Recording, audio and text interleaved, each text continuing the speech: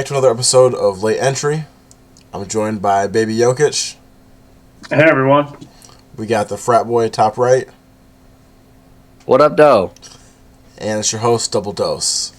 So we've got a pretty eventful episode for you guys tonight. Gonna do a NBA playoff recap so far. We've got our draft predictions for a few players for the draft being tomorrow night. Gonna end with some funny posts. But the first thing that we were going to talk about is, unfortunately, one of the biggest trending topics right now is Shannon Sharpe. He, I think a day or two ago, there were some allegations that came out alleging him of sexual misconduct, assault. So we're going to kind of get into that. Just for some context, the three of us are all pretty big Shannon Sharpe fans. So very sad to hear this. Hopefully that we get to the bottom of this, like what the truth really is with the whole situation. But basically, yeah, a day or two ago this came out. There was, I guess, Shannon was in a relationship. It sounds like maybe a sexual relationship with, it started 2 years ago, so she was 19 at the time, is 21 now, an OnlyFans model. So they allege that, I guess, there was multiple incidents. I know one of the texts they... she alleges that she had asked him to wear a condom and not to put it in her butt. He did not follow those requests, and then there's been more that have come out with that.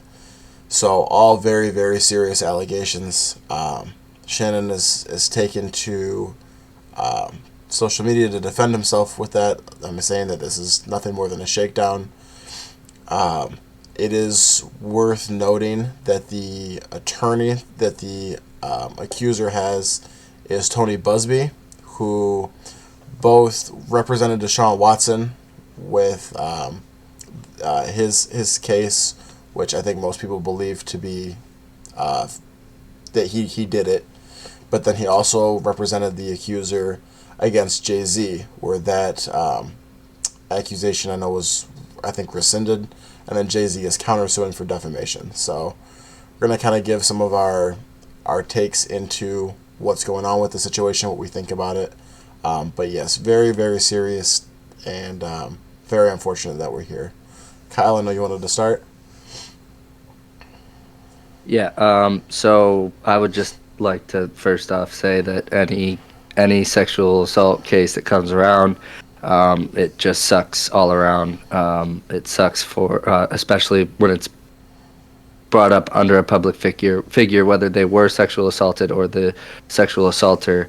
There's a lot of fans that have ridden by this person and have a lot of stake into their fandom of this person, and they don't know how to necessarily react to somebody that they care about, even parasocially, getting hit with something like this. So this sucks on all sides for everybody, I'm sure, right now, and this is hard for everybody right now, no matter what's true and what's not. Obviously, this doesn't look good for Shannon. Shannon's been accused of this before. They've been dropped from what I heard, but there have been two other accusations that have come up against him of things similar to this. Two? I was under the. I don't mean to cut you off. I was only under the impression of one back when he was with CBS. I thought there was a second one. Okay, I thought there were two. I guess we should only say one confirmed. I had heard there were two through the Twitter rumblings of doing my research, but that obviously, who knows. So I know one of the frequently asked questions of this is, why do so many of these SA cases involving public figures go to civil court and not criminal? Well, something I could potentially see is that there's a lot of DAs out there that probably, when the evidence isn't purely damning that there was a crime committed, they're not going to take it. So the next answer is to go to civil. Now, yeah, $50 million is a lot of money, but I guess in the grand scheme of Shannon Sharpe, it's probably not, I guess, to him, but $50 million's a lot to anyone. So that's just a lot to, like, yeah, I don't know. But if this is true, I hope she gets it all. To your point, one of the things that's like, if you're not familiar with kind of the difference between like civil suits versus criminal suits, the burden of proof is different. So with like sexual misconduct, sexual assault, rape, situations like that, it's often comes down to like a he said, she said situation. Very hard to prove one way or another that either you did it or you didn't do it.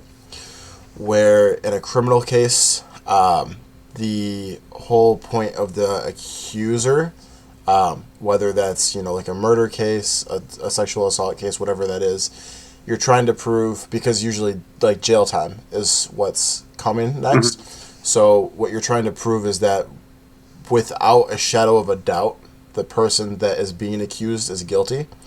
Whereas if you're doing a civil case, the burden of proof is only 51%. It's just supposed to be more likely than not that this happened rather than it didn't happen.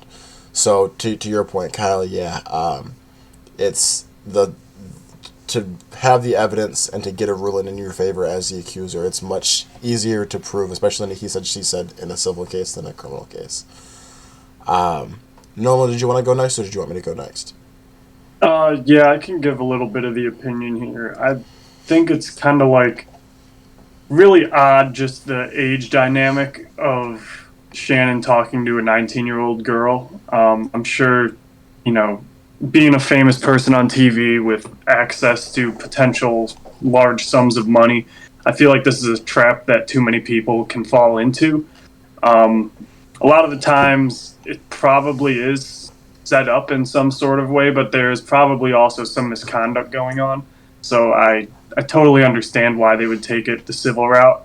And honestly, really bad look for Shannon. I think that I saw a clip of somebody talking to him on a podcast, and they had mentioned, you got to settle down with somebody older. Yeah, like, you don't have to be chasing around these young, hot girls. You're just going to find yourself in trouble.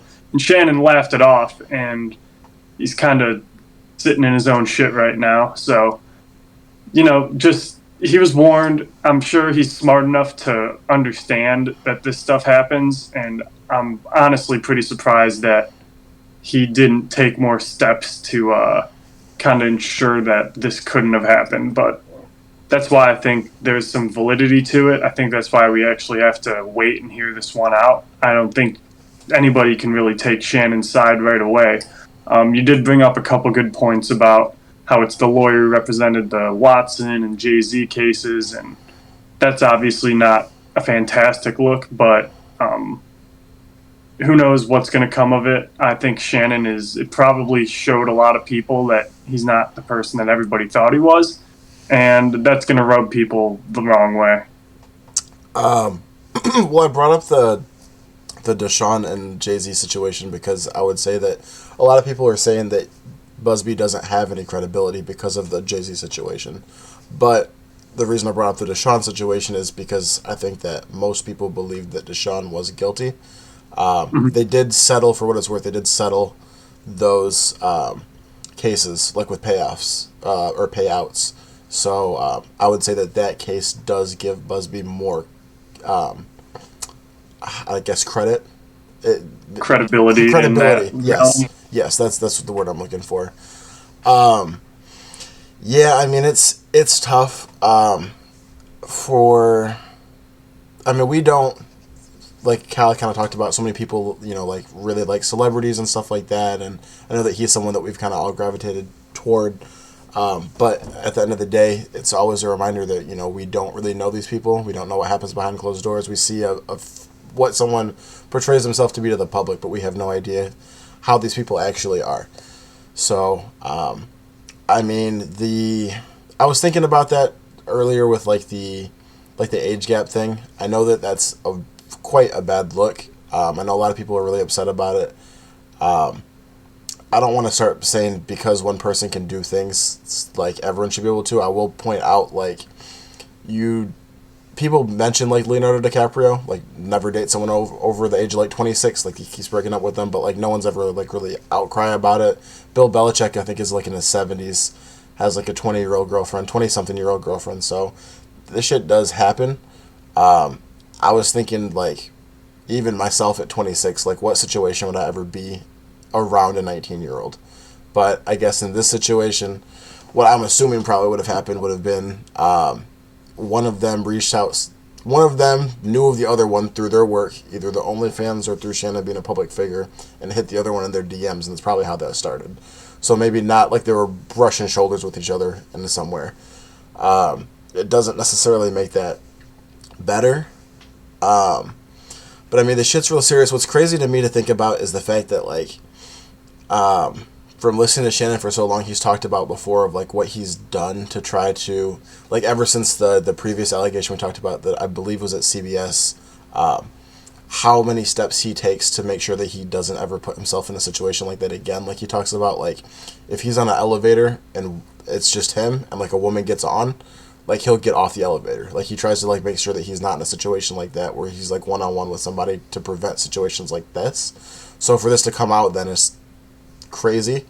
Not crazy saying, like, it didn't happen, but saying, like, that seems very wild for what he's portrayed to us about how he lives his life.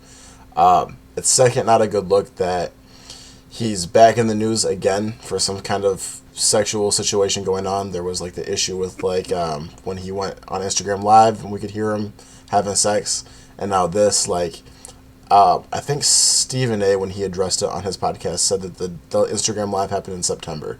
So, I mean, we're less than a year removed from another incident involving sexual situations with him. That's also a bad look. Another bad look, I would say, is the fact that we were just talking about this before we got on air. It looks like Mike Florio from, I think it was NBC, had wrote an article saying that Shannon's lawyer was on a conference call saying that before this broke, Shannon had offered, I'm not sure if it was, I think they're trying to find clarification if it was $10 million or tens of millions of dollars to pay this off before it broke. That I don't think is a good look, considering his defense has been that this is a shakedown. If that's the case, why would you pay that? Unless it was just, you know what, I'd rather just take care of this $10 million and just be done with it, not have to fight it out. Maybe that's the situation. I don't know. The other thing that I don't like about the situation, I completely get if you're innocent, you're going to want to fight that, and everything I would say now, like, and as we move further and further through, like, the social media age, things are fought in the court of public opinion just as much as they are in court. Like, if an allegation will come out sometimes and people will either believe it or not believe it, and it doesn't matter what happens in court. People will believe that this person is innocent or guilty. So I understand wanting to not wait for it to play out in court, but defend yourself. You know, the allegations are public, so I want to defend myself in public, not just disappear and let people talk about it. What I don't like is the fact that, to my understanding, the accuser was anonymous under a Jane Doe beforehand, and when Shannon brought out the defense for it, he named her both in her full legal government name as well as her OnlyFans name. And so oftentimes the reason that people, and this came up during the Jay-Z thing, it's come up in the past with other celebrities, is like the point is that the accuser's name is protected because of someone being a public figure. Their fans could attack the person. So by Shannon publicly naming who this person is, first and last name and OnlyFans name, it's opened the door for people to be able to try to track down who she is and then send her messages or harass her or situations like that. And if her accusations are true and she is the victim of this, I mean, that's just fucking, it's bad. It's awful that would happen, because I'm sure that that's happened already. Like, you saw how, I mean, everyone saw the way that another situation, that Mary Kate Cornell, the girl that went viral because they were said that she had slept with her boyfriend's dad, and people were just DMing her terrible things, telling her that they wish that she died, situations like that, sending her dick pics, all sorts of stuff like that. So if this is happening then to a victim, I mean, it's despicable behavior, and by Shannon revealing her name, it would open her up to that. So I don't like that about Shannon's situation. On the opposite side, a few days ago, I think, I don't have my timeline exactly correct, but I want to say within the week, maybe just over a week, there was the news that Shannon's contract for his 2 podcasts was up with the volume. And so, with those being up, he was expected to sign like $100 million deal for his new podcast rights to whichever organization he was working with. Then, roughly a week later, the allegations of this come out, and what the accuser is asking for is $50 million, exactly half of what that podcast deal would be. I think that does, look a bit suspicious. I'm not saying that it necessarily is, but for optically, it seems weird. Although you would think that if it was a shakedown, maybe her lawyer would have advised her to wait until after he signs the deal, because this would potentially kill that deal from ever happening. He'd be a lot easier able to pay that $100 million pay the $50 million with the $100 million deal. So both of those, you can kind of go which way with that. It also could potentially lead as to why Shannon was willing to pay her out. Like, look, let me pay this $10 million real quick. Even if it isn't true, get this gone. That way it doesn't hinder this $100 million. So it's a lot to get into. I mean, we'll see. We'll see what continues to come out. It does look kind of, if you were to look at, the optics of what could potentially be working in Shannon's favor, if is the fact that he had posted text messages of her, and a lot of the stuff was like she was like into like BDSM kind of sex, super rough sex. She was talking about how she wanted to be abused. So it's like, is this a situation where he thought he was fulfilling this and it went too far? And thinking he was fulfilling a kink? Is it a situation where she used this to then get him to go too far, to where then she could then say that something happened that she asked for? Or is it just a situation in which Shannon just took advantage of her? All of those, I think, are on the table for this. So, I mean, it's a very, very ugly look. No matter what winds up happening, I think that it's just a horrible public look for Shannon regardless. Yeah, and I don't think I'm really going to be able to be much of a Shannon Sharpe fan after this. I think it really revealed his true character and kind of how he treats people behind closed doors when he's not on air. Yeah, he still is going to be giving his football takes and his basketball arguments and stuff like that, but I think it carries a whole new weight now. Even if it's proven that it was false allegations, you'd feel the same way? Yeah, I just think the fact that messing with somebody like that shouldn't even be part of the scenario when you're in the position that you're in. Do you feel the same way about like Belichick? Or like Leonardo DiCaprio? That's, I guess. Yeah, I agree with the Leonardo DiCaprio type stuff, but obviously we've never had any allegations of misconduct come out. But that's same thing against Belichick. Well, that's what I'm saying is, if this was proven to be incorrect, you'd feel the same way, because then it would just wind up in the same situation of him being another guy that likes younger women. That's where I'm asking. I think it's way beyond that at this point. I mean, even just from the text that he shared and like the stuff that he was responding to and talking to and getting into, I think that just paints a whole new picture of who he is as a person. You just know too much at this point. Right. That does kind of go toward my point too, about that, like, when an allegation comes out, regardless of what comes out in court, people will feel one way or the other with it too. So, yeah, we'll see. I'm sure more stuff will come out on this, and we'll find out more information. Absolutely, yeah. The last thing I want to talk about was the audio recording that came out that was played. I have 2 thoughts on that. The first one is, it's really scary the times that we're living in now, where we're talking about, like, with AI, with like advanced like video and software editing, like, do we know if that audio was legitimate? Do we know, 1, if that was even him or if it was an AI voice?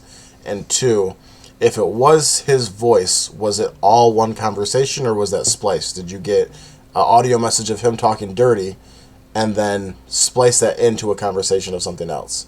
We don't know that. However, if it comes out to be true that did happen, it's a really bad look and almost indefensible to have her say that she feels like she's being manipulated, and him respond by saying, the next time I see you, I'm going to choke the shit out of you. That's damning, if that's true.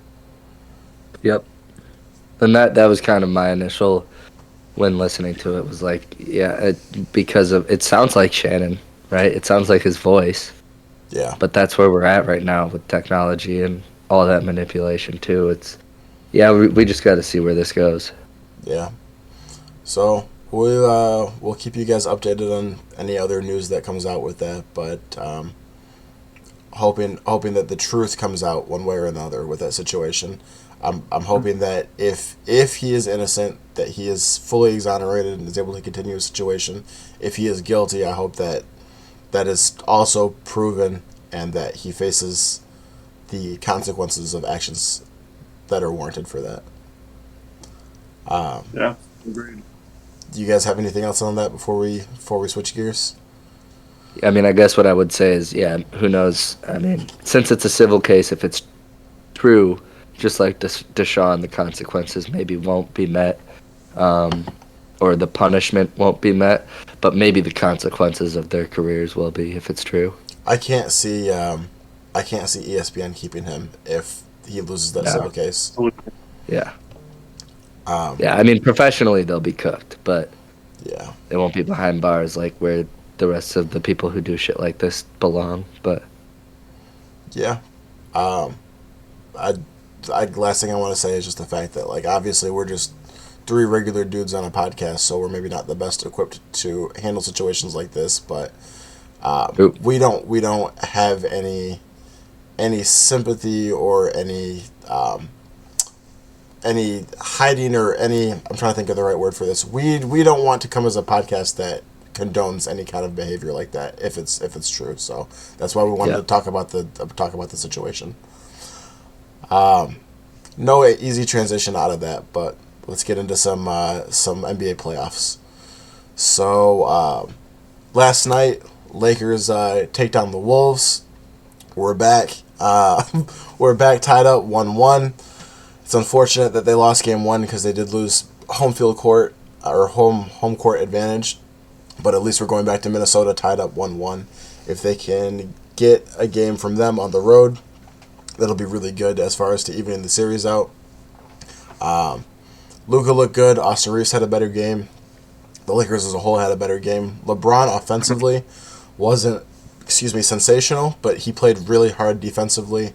Had a nice pick the pocket on Anthony Edwards toward the end of the game that really kind of sealed the game up. I'm excited. I'm happy that we got a game. That was really like a must-win last night. If they had lost, if they were 0-2 going back to Minnesota, that would have been pretty much the end of the series. So I'm hyped that we've got a series right now. It should be a good one. Any thoughts from you guys?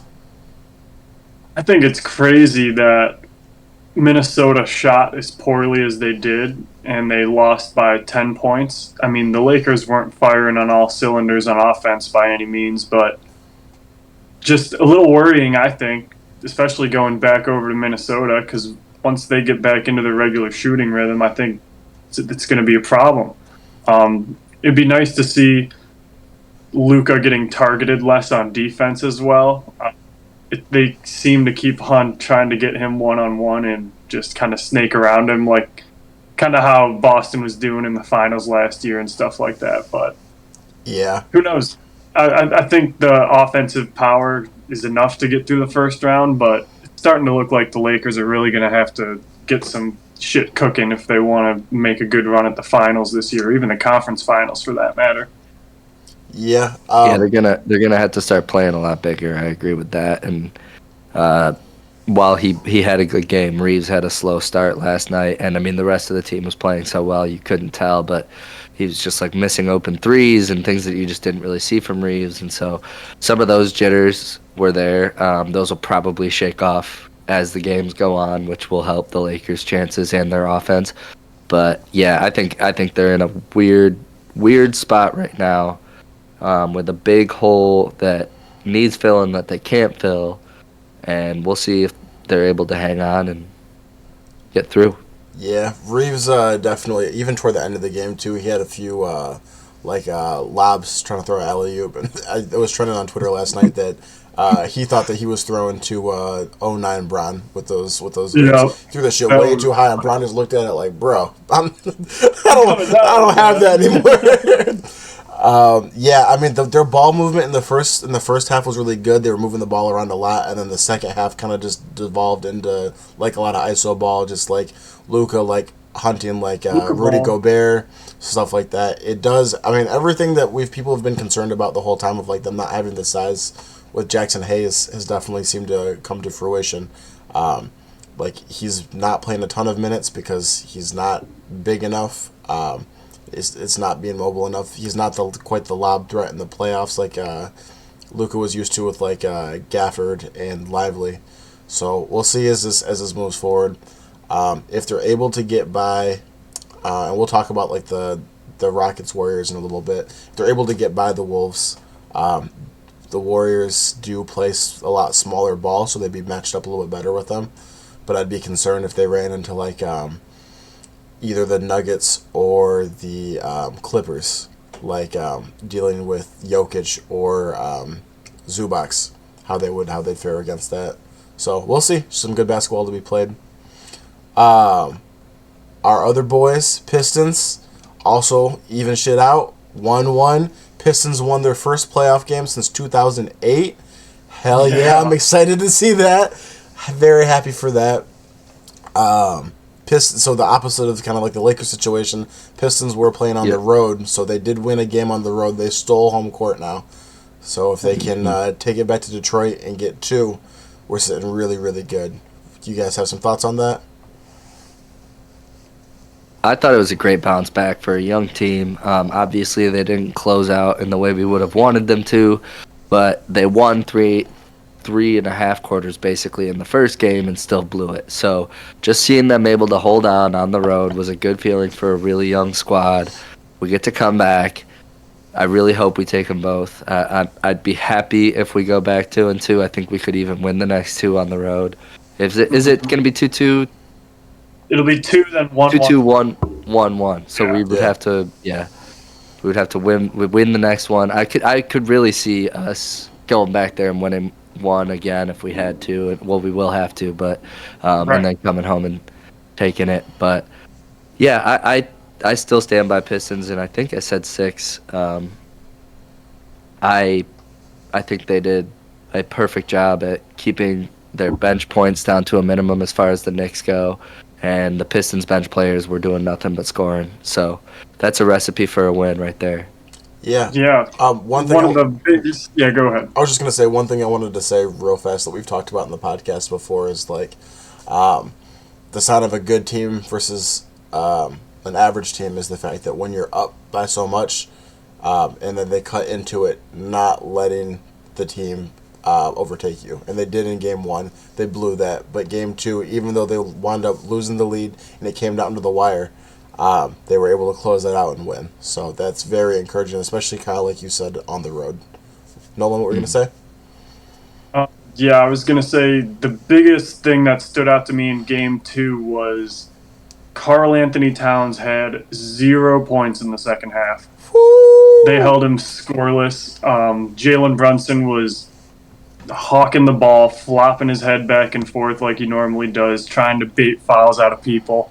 He grabbed Asar Thompson's arm at one point. The Pistons challenged it, and the ref still called it a foul. Like, I don't understand what the hell they're looking at, what they're calling when Jalen Brunson is in the game running around, doing whatever the fuck he wants like a little jackass. I hate watching this little guy run around and play. It's so annoying. But I am going to be at Game 4 on Sunday. I'm taking Poster down there with me, and it's going to have some crazy dumb saying on it about Brunson, that's for sure. We need you to take a picture of that to show during funny posts on the episode after you're back from that. Oh, yeah. And I made a response under Malik Beasley's tweet about going back to Detroit. And I said, I'll be at Game 4, give me some sign ideas. And it's just Knicks fans trying to light me up. Nobody's going to see you from the upper deck. Nobody wants to see this poster. Fuck you guys. I'm going to get my poster on ESPN, and I'm going to fucking tweet it at you bitches. Oh, my God. One thing that shocked me, dog, closeout minutes, Dennis Schroeder. I was like, who the hell? I was like, who got Schroeder in there? And he hit that 3. I was like, okay. I'll shut up. Yeah. That was my exact same thought. I was like, Dennis Schroeder's getting the closing minutes, okay. And then fucking pulls up a 3 in Brunson's face. Oh, just you beautiful. know that pissed Brunson off too, because they've been kind of jawing all night, and for him to get the big game shot in Brunson's face in his home, yeah, that was pretty cool. Hell yeah. That's Bickerstaff knowing when his players are gonna make a play right there too. He's like, I'm leaving him out there in end game shooting situation, and I'm giving him. He was running the point. He was. That was crazy. He does. Cade was With tired Cade as in the shit. game. Yeah. Someone had pointed out. I forgot who had said this, but one of the things that they had pointed out was the fact that the team is so young, but Dennis Schroeder is someone who's actually got playoff experience. He's someone that can help kind of navigate that situation of being there in big games before big playoff games. So it's good to see him stepping up in that role. Same thing with Tobias Harris, game 1. I mean, Tobias Harris was huge. What'd you say, Nolan? Shout out Unk. Yep, exactly. So the two of them are kind of like kind of helping navigate the waters that are unfamiliar to those players. Absolutely. Yeah, some successful Philly runs will do that to you. Yeah, we still need a little bit of an Asar step up, and I don't think we've gotten everything that we can out of Duren in this series quite yet. And hopefully we see a Beef Stew return because he was out with like a hamstring injury or something like that in game 2. Yeah, we need our crash out back. Yeah. Another really good game, or another good series so far that we've had has been Nuggets and Clippers. They're tied up 1-1. Kawhi went off game 2, had a great game. I've talked about this before, and then we did our little. I know Kyle didn't because he fucked up, but Nolan and I did our brackets for it. I've got Clippers going all the way to the Western. I'm a working man, all right? I'm a working man. I've got Clippers going to the Western Conference Finals, and the whole thing that I had was like, can Kawhi stay healthy? So far, he's looked great, best he's looked in years, and he's playing really, really well, so I'm feeling confident about that. Kawhi's, Harden, Zubac, Norman Powell, they're balling. So, it's good. Solid squad. It's the only other series outside of the first 2 we mentioned that are tied up 1-1 at the moment. We still got the Rockets and Warriors going on, and they could tie it up. However, Clippers are fucking dangerous. I don't think Jokic is enough. Obviously, they needed a lot of Westbrook help in game 1. I'm worried for the Nuggets, and I'm also going to be worried for the Thunder in round 2 because it looks like they're going to be moving on pretty easily. And it seems like the Clippers are going to be able to make that run to the conference finals. And we all know that Kawhi can do it. And holy shit, would that be a fucking huge stamp on Harden's legacy if he's able to get to a fucking NBA Finals. Clippers make it to the Western Conference Finals with Kawhi and Harden. Kyle, we about to have an uncomfortable conversation when I bring up that KD. When I bring up that KD shit again. All right, so I will put in my notes: praying on Kawhi's downfall. Sounds good. All right. I actually did start writing it. I don't know why. What'd you say? I'm just saying Kawhi is looking the best he's ever looked on an NBA floor. It's absolutely insane how he's able to come back from injury and still look like right there in his prime. Yeah, he had 39 points, I think. I was really hoping. Sorry, go ahead. I was just saying he had 39 points, I believe. Oh, damn. No, I was really hoping that through this Kawhi balling out, I kind of had a feeling that this KD talk would come back up. I'm just kind of, my next hope is that KD goes to a great situation, or even a shitty one, and has a great playoff run next year, and just to prove you wrong. But we'll see. Time will tell. He's gonna go join the Clippers. Yes, yo, that's perfect. That was, and I'm not going to continue to beat on this, but that was just as a recap. If you missed an earlier episode when we talked about this, my whole point was that accomplishments-wise, not skill level, accomplishments-wise, I've got Kawhi as more accomplished than KD at this point, and I put KD and James Harden about the same point. So if Harden makes it to the finals, that's where the okay, yeah, whatever. Yep. Well, I was just recapping from the episode that people missed. Yeah, that argument, yeah, yeah, okay. Your original argument was that KD has not lived up to what we thought KD was, which is not. I think skill level, he's better than both of them, and so he should have accomplished more than them. And Kawhi has accomplished more currently. Okay. That's probably a good argument for Kawhi being just as skilled as KD, just different aspects of the game, obviously. We had a whole big argument about this a few episodes back. If you guys missed this, we also have something Spencer's holding in the holster, I think, too, don't you? Do you even want me to drop that? We have a continuation of that argument. Let us know in the comments if you want to hear more about our KD drama. I've been holding that for a rainy day, but we'll get into it after the finals this year. We're gonna have to get through some playoffs first. Yeah, that's true. All right, so Bucks lose in Dame's return. Dame did not have a great game. Had a decent first half, I thought. Decent.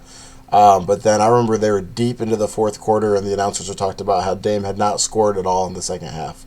I'm not sure if he wound up scoring at the end of the game or not, but it was crazy. They did bring it within 2. I thought that the Bucks were going to make a nice push and pull it out, and then as soon as they got it back to 2, lead separated again. So not currently looking good for the Bucks. I was just happy to see Darvin Ham standing over with his hands in his pockets on a different team than mine. You guys have any thoughts on that one? The Doc Rivers shitty coaching saga continues. I don't think the Pacers are that great of a team. I think that they're going to have a pretty decent shot at the Cavs in the next round to go to the conference finals. I think Boston really is the team to beat in the East, and I think that's just really where it's going to be sticking for the time being. I think the Bucks really needed to steal one of those games in Indy. I might wind up eating a lot of crow on that. I think I'm the only one of the three of us who had the Bucks winning that series, and I was saying that I thought that the Pacers were fraudulent. At 2 games right now, I'm looking like a fucking jackass. So no, I don't say so, but yeah, the Pacers are looking really good right now against the Bucks. I think we should pat Nolan on the back because he said that this was a perfect matchup for the Pacers, and so far it's looked like it. He did. He definitely did say that. Talking about blowouts, I just want to make a quick comment about how life comes at you fast. Just a few days ago, the Grizzlies were beaten up on a completely fucking injury-depleted Mavs team with like 3 or 4 minutes left in the game. They're playing Whoop That Trick on the speakers for the whole crowd to hear that. And now they're just getting their asses beat, belt to ass by the Thunder. And I'm just thinking about, what about that Whoop That Trick now? Like, I'm glad. It's almost like I'm trying to figure out which one of them is it more of. Is it like karma gets you quick as fuck? Or is it like you got to celebrate when you're up because you could be down so fast? But right. They can stop airing that on TV. We don't care. They lost by a record margin for a Game 1 loss in Game 1. Game 2 was a blowout as well. That is a complete mismatch. And do you think that the Mavericks would be having a more competitive showing so far? Not at all. They're too hurt. Really?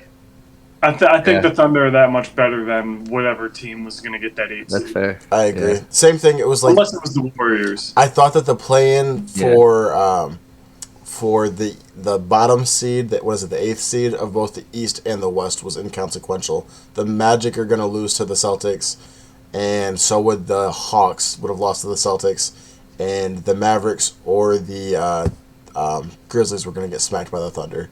So really didn't matter either way. They can just go ahead and skip both of those 2 series and move to the next one as far as I'm concerned. And I did see a funny tweet about that Grizzlies series. It was somebody had said, somebody needs to remind Zach Edey that he's the tallest, biggest motherfucker in the building. Body up, bro. Oh, yeah. Yep. That's facts. He'll get there. Maybe. Last thing we want to get into for playoffs so far. Nolan did talk about how Game 2 of that is going on right now, but Golden State and the Rockets. I think all three of us have Golden State winning that series. I think a lot of people outside of us did as well. Even though the Rockets are number 2, just thinking that they were too young, too inexperienced, not ready yet to make that kind of a deep push, especially versus a team that has 2 great playoff performers and stuff in Jimmy Buckets. Do you guys have any other thoughts on that one?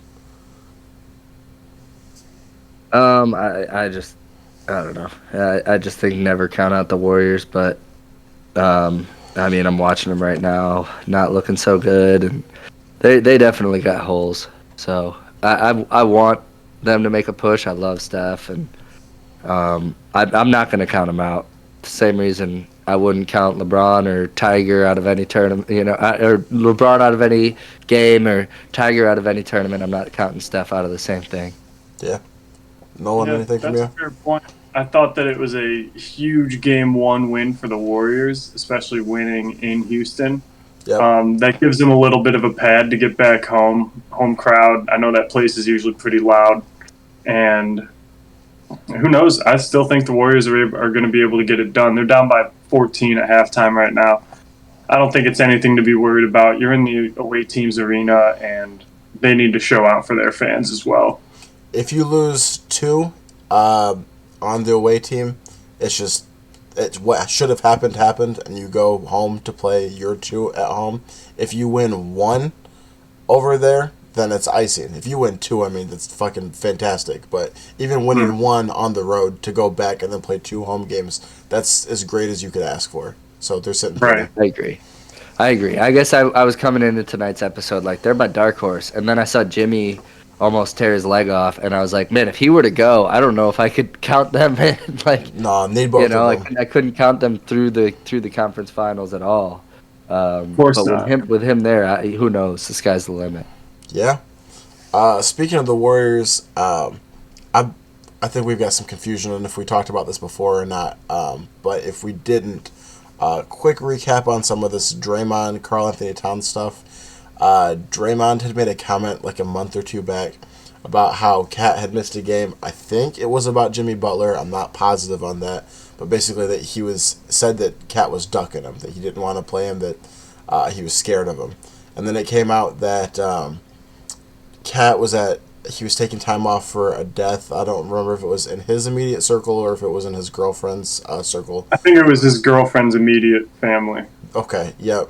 And that someone had died, unfortunately. And then when presented with that, Draymond, instead of just being a decent human being, was like, I'm sorry. I got the wrong information. Like, I'm sorry. I shouldn't have said that. He was just basically like, I mean, fuck, that's what I was told, and the podcast's going to go on, which was just a shitty human being thing to do. But then Draymond was just, and I got this from NBA Central, not Central, but Central. But it was a clip of Draymond on his podcast, and he was saying that he deserves credit for Karl Anthony Towns' Game 1 against the Pistons when they beat them. His attitude was great, and I'm taking credit for that. Cat has been a different person since our debacle. Just talking about how he's played super well in his leadership in his game down the stretch of the season. And I just think that Draymond is such a piece of shit that he drives me fucking crazy. Like, what kind of fucking man continues to stand on bad business like that? Like, you were already so in the wrong for that. Why would you ever, 1, bring that back up, and then 2, try to puff your chest out like, oh, I made Cat great? Like, it drives me crazy. The 3 of us are all from Michigan. Draymond is from Michigan. He played at Michigan State. Like, he's from the crib. And fuck him, bro. Fuck him. He's just despicable human being to me. I know that supposedly he's not supposed to be like that, but like off the court and stuff. But every time I see him, he's either doing or saying some shit that makes me just want to fucking just. You guys have any thoughts on that? So I think Draymond's the shit, clearly. No, I'm kidding.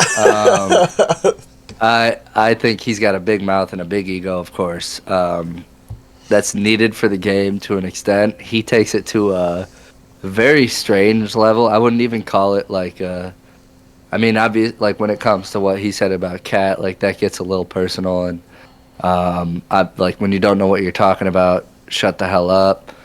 At least apologize. It's more. It's yes. Apologize. Own up to it. But like to me, like all his shit talking, like if it were to me or at me as a fellow player, like it's laughable. Like because he's just like throwing shit at the wall until it sticks. Like I'm not gonna let it stick to me. So yeah, just get up there with your TNT boys and get up there on ESPN when your team's out in the second round and talk your shit. Whatever. That's why I think it's so crazy, these comments. Like, there's no way he's talking to Kat in the background of any of this. He just fucking went on his show, said his shit, and then let it run. Shit, he might have sent him like a text message, but he's still acting like a fucking jackass off, like, to the whole entire world on the whatever media tour he's going on. I guess it's his own podcast. Yeah. But it's fucking ridiculous. Total asshole move. Yeah, and the one thing that just to clarify, I only saw the clip. I don't know if there was maybe more context to that. I don't know if after the clip he said he was joking or something like that. But even to reference a situation in which you said something so out of bounds and then didn't apologize, and then to bring that back up ever, like you said, total asshole move. So, yeah. Fuck Draymond Green. Yeah, I said some horrible shit about this guy, and that made him play good basketball. Yeah. fuck Draymond Green. All my homies hate Draymond Green. It doesn't even make any sense, Kyle. It doesn't. No. Yeah, like he's on The Last Dance recording or something. Like but he's the opposite. Like he's like, yeah, I said some shit to him, and it made him play really good. And he took it personal. It's like Isaiah Thomas being like, I deserve credit for Michael Jordan wanting to shake my hand and me not shaking it. Yeah, right. Shit, Isaiah Thomas deserves more credit for Michael Jordan's fucking successes than fucking Draymond does for shit for Cat. For anybody, yeah. Yeah. All right. Any final thoughts about the NBA before we move to the draft? Fuck Draymond. Fuck Draymond. All right. So, draft. I hope he calls us out. Right. I'm gonna fucking clip this in Adam. Fuck Draymond Green. Tomorrow is the NBA or NFL. Excuse me. Tomorrow is the NFL draft. This will be releasing tomorrow, so I guess when you're watching this, the draft will be tonight. We are going to go through our predictions for Cam Ward, Travis Hunter, Shedeur Sanders, Abdul Carter, and Ashton Jeanty. Jeanty, and where we think they're going to land. So we'll go one at a time. Cam Ward, I think it's pretty unanimous, right? We all have him at Tennessee? Oh, yeah. Okay. I have to go number one overall. Unless fucking Tennessee does some inexplicable stupid shit like draft fucking Travis Hunter, which I would not be surprised by. But that'd be dumb. The Browns would be on the phone so quick, dude. So, okay, let's go to the next one then. Travis Hunter. I have him with the Giants. Ooh. So I do too. I think the Patriots want him, but I don't know if he's going to get there. And I think, yeah, I agree. I think he's going to the Giants probably. Nolan? See, I disagree with you guys. I think he's going to the Browns. I think the Browns are going to pick him up. Okay. I could see that too. Yeah. I could see it wouldn't be like super surprising at all. I just think that and we'll get to this in a second. I think that the Browns have their eye on somebody else. And I think Hunter falls to 3, and then I think that the Giants, they've got Jameis, they've got Russ, so I think that they're just going to try to get another dynamic player. They've got Malik Neighbors already. They're like, what if we get another super good receiver who's also a cornerback and just add him to the team? Even if he's only playing half or even a third of the snaps on offense, Russ and Jameis are going for the deep balls. They're going for the explosive plays. He's an explosive player. He's going to distract safeties. Yep. So he's a good guy to have out there. So I agree. Him and Neighbors together could get busy. Yeah. Shedeur Sanders, I have going to the Saints. Kyle? I also have him going to the Saints. I have him going to the Saints, yes. And we talked about that on the last episode, I think, about the fact that we think that he'd be a really good fit with Kellen Moore. It's not always about how high you go, but where you go. I think that could be a really good pairing for him. Nolan, what do you have? I think that one of his better landing spots would end up being the Falcons, honestly, towards the late first round. But they've got Penix and Kirk Cousins. I think Cousins is done for, and I still don't think Penix has proven anything quite yet. Okay. That's a nice dark horse pick. If he makes it there, I could see the Falcons. I mean, I don't agree with the pick, but I could see the Falcons making the pick. Like, that'd be crazy. A very Atlanta move. Because, I mean, yeah. All right. This is what I would... Yeah, that wasn't even my funny post, so I'll just say it. One of the things I was contemplating was, like, has Atlanta not shown you that they will pay a quarterback a lot of money and then immediately take another quarterback way too high?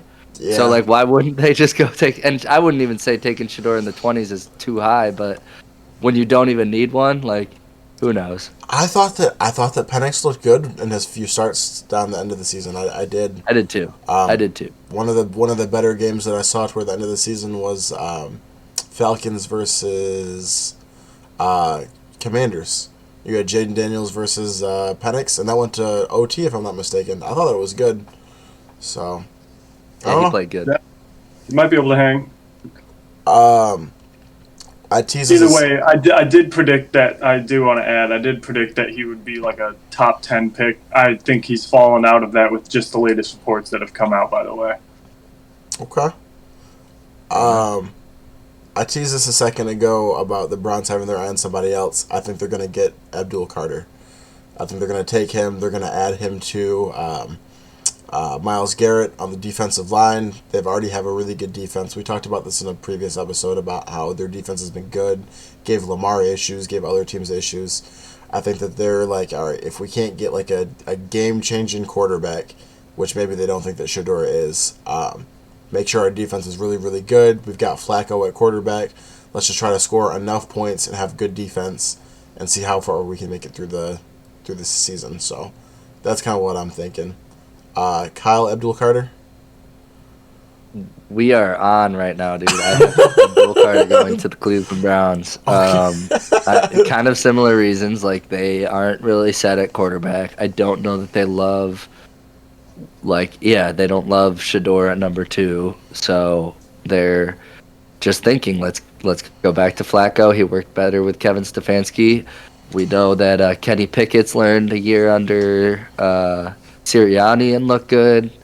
So did you say he looked good? I think more than that, it's re-identifying the opposite edge of Myles Garrett too, and somebody that can easily take the torch from him would be Abdul Carter.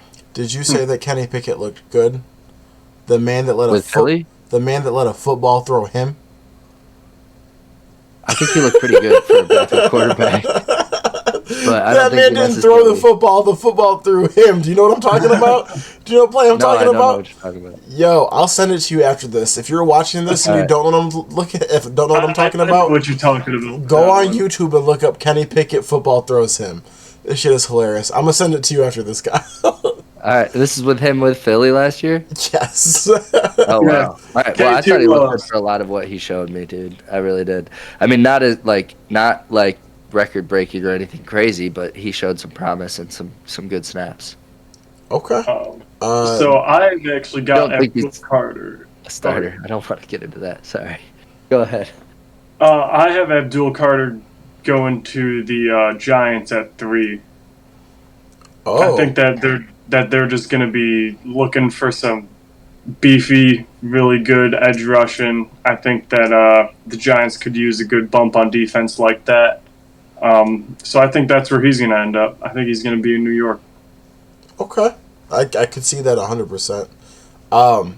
I just found the video of the Kenny Pickett thing. We were going to show that during Funny Posts. Okay. Ashton Jeanty. I have going to the Raiders. But if they don't take him, I have him fall into the Cowboys, who also need a running back. Kyle? I have him going to the Raiders, but if they don't take him, I have the Bears grabbing him before the Cowboys. Okay. I've heard Ben Johnson likes him. I'm sure he doesn't want to ride with DeAndre Swift for too long. So That's fair. I really think he wants Jeanty. Whether that happens or not, we'll see. I know Nolan mentioned in pre-show that he saw on a mock draft that the Bears traded all the way up to 5 so that the Raiders couldn't get him. So we'll see if that even happens. That might happen too. That'll be interesting to look back on. I definitely believe he's going to end up with the Raiders. I don't think anybody in that top 4 is going to be wasting a pick on a running back like that. So I think the Raiders are the only spot where it kind of makes sense. I don't think he's going to fall outside of that because I don't see another team here that would even be interested in taking him there.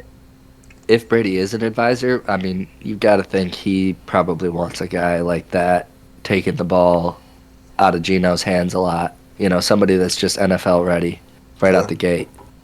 Something that is worth mentioning while we're talking about running backs too.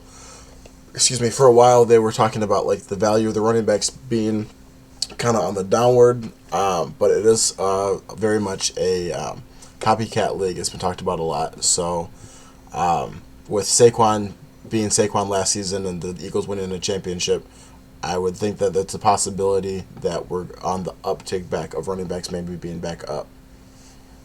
Just wanted to throw that out there. Last thing, I think you're right. I don't know if you guys have anything on this one, but Jackson Dart, I had something that with the Giants and the Browns potentially passing up on quarterbacks, it wouldn't surprise me if they went and took Dart later on as maybe like more of a project. Can sit behind either a Flacco or sit behind like a Russ and Jameis and not be playing maybe this season, but be kind of on the reserves ready for maybe next season. I don't know if you guys had anything for him. I kind of threw him in there. So, yeah, I guess I love the idea of that. It all comes down to the right situation for a guy like that. I think people want to follow the Mahomes mold, but people forget that Mahomes was a number 10 pick that got sat for an entire season too. So, yeah, I mean, we'll see. It could happen. I think he probably shows a lot of those, like the most intangibles for an NFL quarterback. He's got a really good arm. He seems to have really good awareness. He threw a lot of interceptions in his college career, which could be worked out with his accuracy, but yeah, we'll see. We'll see. No guy comes into the league completely polished. So yeah, that's a good take. I don't. Yeah, I do think that they're going to want to get a replacement for Russ. I'm sure that everybody sees the writing on the wall, and they already know that's why they've got Jameis there as well. So I totally see your point there in drafting him as that project. Cool. Yeah, yeah, I like Giants better than Browns as far as building a project quarterback, but I don't necessarily love the Giants either. But yeah, that's fair. Their quarterback room, I think, could build him further, potentially. Maybe not, but I could be way off on that. We're gonna find out. We'll check in after the draft and see if any of us got any of these right, other than obviously Cam Ward. Yeah. All right, let's close out with some funny posts. I'm gonna read one, and then I know we got some videos. Kyle, is yours a video or is yours? I got one quick one to read, and then one video. Okay. I'll hit my read. I'll toss you to your read. I've got on Twitter at Durftron. This was, I believe, after the following the second Thunder Grizzlies game. Another blowout like this in Game 3, and Adam Silver got to dust off the Commissioner Powers rulebook and end this farce. Just go ahead and just close it out. We've seen all we have to see here. No Game 4. We don't even need it, dog. That's funny. I mean, they're getting demolished. Kyle? So this is a comment by Ken at Ken Davis 9218. It was a comment about the news that happened to Shannon Sharpe recently, which obviously that part of it is not a joke, but this comment just tickled me. funny. He said, Skip Bayless is somewhere with a sly grin on his face right now. And I would take that a step further and say Skip Bayless is in a room with 24 college kids with a sly grin on his face right now, about to hit a debate. You talking about the Jubilee debate? Yeah. Oh, yeah. Yep. That's crazy. Hey, Skip better not be laughing too much. He's also under fucking... He's got his own shit he's got going on. I was going to say, we haven't really talked about the Joy Taylor stuff because nothing's really came out. It happened, I think, right when we started podcasting, or we missed it or something. But yeah, it's crazy. Someone had posted a picture of, like, the original Undisputed, and it was... like Shannon, Joy Taylor, and Skip, and was like, it's crazy that all three of them are under sexual misconduct fucking allegations right now. That is crazy. Oh, damn. Insane. I didn't even hear about the Skip ones. Really? Yeah, Skip paid some girl, or tried to pay a girl $1 million. Allegedly. It's, I'm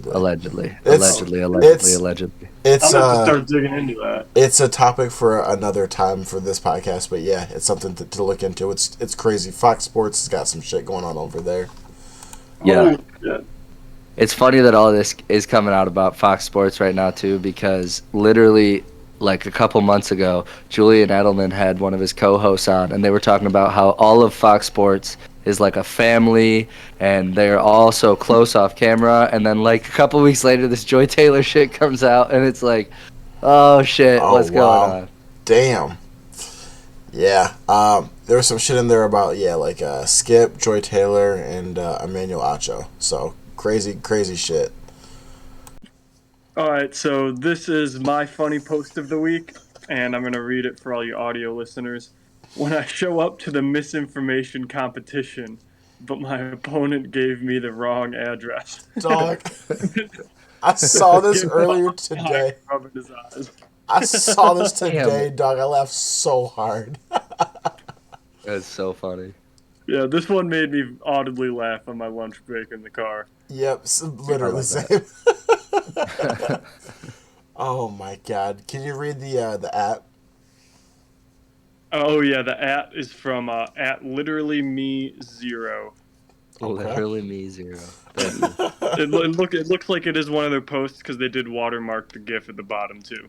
Okay, that's hilarious. So shout out to them. That's a fucking banger post. That is a banger. Yeah. That's shout out Peaky Blinders. That's from Oppenheimer. That's from Oppenheimer. Yeah. Shout out Oppenheimer. Really?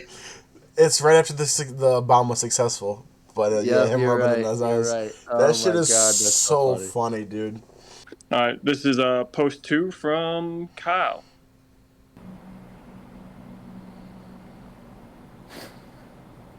You know what? I think I'm gonna beat the shit out of someone. Don't do that. Why is that always your go-to? Literally anything. Probably someone I have love to too. be in the news for some You're reason. like Aaron Rodgers, but violent. Oh my god! You're like Aaron Rodgers, but violent. Probably somebody I love too. Fuck, bro, he stays in the news for the worst reasons. He really does. Oh dude. my god! Oh my god! All right, this is it. This is it. This is the. This is Bro did not throw the football. The football threw him. He went further than the football. I hope they counted that as a fumble. So when you said that he had been playing well, this is all I could think of. You spend too much time on Twitter, bro. You should watch the games, actually. This was the game, bro. I know. You're watching one play and telling me he played like shit. No, I get it. He's not a starter in the NFL. And he's wearing a freaking receiving glove. Like, dude, there's you no wear reason too many gloves. Bro, literally You're Teddy two gloves for a reason. Hang on to the damn football. That's crazy. That is a wild one. Yeah, falling cracker on that one. I got nothing to say about that. Okay, so then my last funny post, actually submitted by your boy Tony, Kyle. He sent this to me, and I told him I would. He gets the finale too. Yep, cool. He gets This is from your boy Tony. Shout out Tony. I appreciate you. I told you I was going to read this boy on the podcast, and I am. So he sent me this picture. It is a screenshot of, I think this was a tweet. I'm not sure if this was a tweet or if this was Instagram. but it's from 50 Cent. Fuck today, man. The Knicks lost, the Pope died, and Kanye told us he sucked his cousin's dick for 8 years. I'm going to bed early. Tomorrow gotta be a better day. Which... That's all facts. It's gotta be a better day, dog. Cannot be worse than that. That is good. Yeah, no, that makes sense. Yeah. I mean, honestly, that you delivered that way better than I ever could. I'm glad he sent it to you. So shout out, Tony. Thank you for that one. Thank you, 50 Cent, for being so based all the time. Yep. And what's crazy, bro, you might be losing your spot to Tony, man. He filled out the bracket thing. So, and okay. All right. Yeah. Tell him to find the camera. All right. Yeah. All right. It's Spencer. All right. When we do our recaps of the brackets, we'll have Nolan's, we'll have mine, and we'll have Tony's. And I'm riding with my boy Tony. Sorry, I was freaking working. You sent it to me at like 9 o'clock on Saturday morning. I was working all day. Nolan sent it to me. I sent it to everybody else. We had limited time. It was it's 8 teams, bro. It was 30 minutes before the fucking tip off. Yeah, you had to make 8 selections. Okay, dude. I was. If you would have known what I was doing at work right there, you would. Yeah, whatever. Go freaking sell your phones, bro. All right, so thank you everybody for watching us. Hope you enjoyed the episode. Please leave us a like, leave us a comment, subscribe. Leave us a comment. We read all the comments. If they're funny enough, they might make it to the next episode. Really appreciate everyone who's subscribing and watching the episodes. There would be no us without you guys, so appreciate that. Thank y'all. And then, because Nolan has been giving me shit every episode about how I sign off too fast and people don't get to say goodbye, Nolan, is there anything that you would like to say before I sign us off? I would like to say everybody have a wonderful rest of your day, weekend, and Pistons in 6. Let's fucking get it.